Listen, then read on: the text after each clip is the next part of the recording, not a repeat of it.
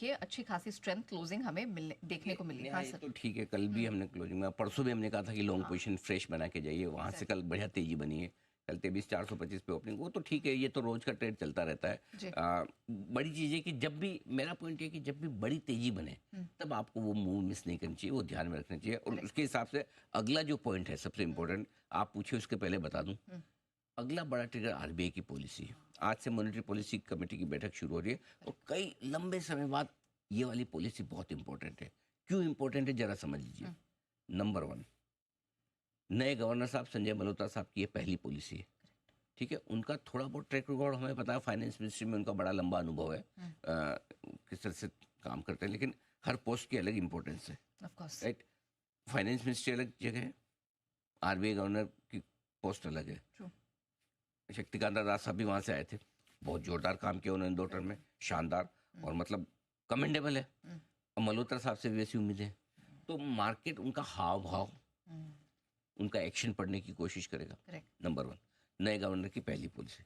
Number two, governor साहब ने policy देने के पहले एक संकेत दे दिया कि वो प्रोएक्टिव है। ओएमओ ले आए 60,000 करोड़ का, कुल मिला के करीबन करीबन 1,56,000 करोड़ की टोटल लिक्विडिटी देने की कोशिश की।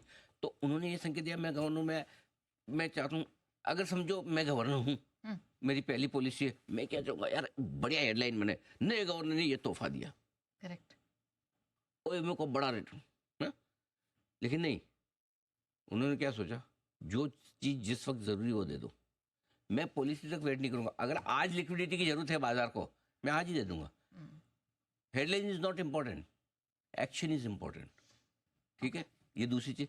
तीसरी चीज, अब इसको देखते हुए फिर मार्केट की एक्सपेक्टेशन बन जाती है। क्यों? क्योंकि बजट आपकी फिस्कल पॉलिसी डिसाइड करता है और आरबीआई मॉनेटरी पॉलिसी। तो फिस्कल पॉलिसी के हिसाब से बजट परफेक्ट है। ओके। अब मॉनेटरी पॉलिसी के हिसाब से अगर आरबीआई ने कॉम्प्लीमेंट कर दिया रेट कट से, इफेक्टिवली लोग मानते हैं कि रेट कट से ज़्यादा इंपॉर्टेंट है सिस्टम की लिक्विडिटी जो आ गई, तो वो एक तरह से रेट कट का इनडायरेक्ट स्वरूप है।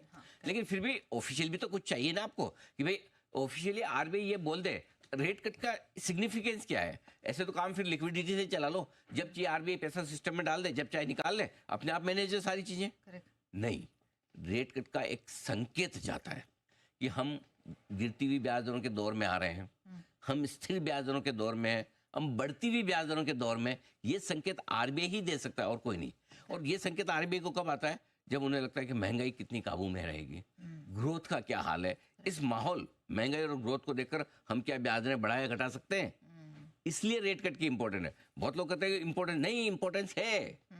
भले ही आपको लिक्विडिटी मिल गई, वो जरूरी थी, लेकिन रेट कट से आरबीआई का आगे का डायरेक्शन आपको समझ में आता है कि आगे इकोनॉमी में क्या होने वाला है। इसलिए ये पॉलिसी सबसे इंपॉर्टेंट हो गई पिछले कुछ समय से। और मुझे ये मानता है कि रेट कट अगर आ जाता है तो बाजार और दौड़ेंगे।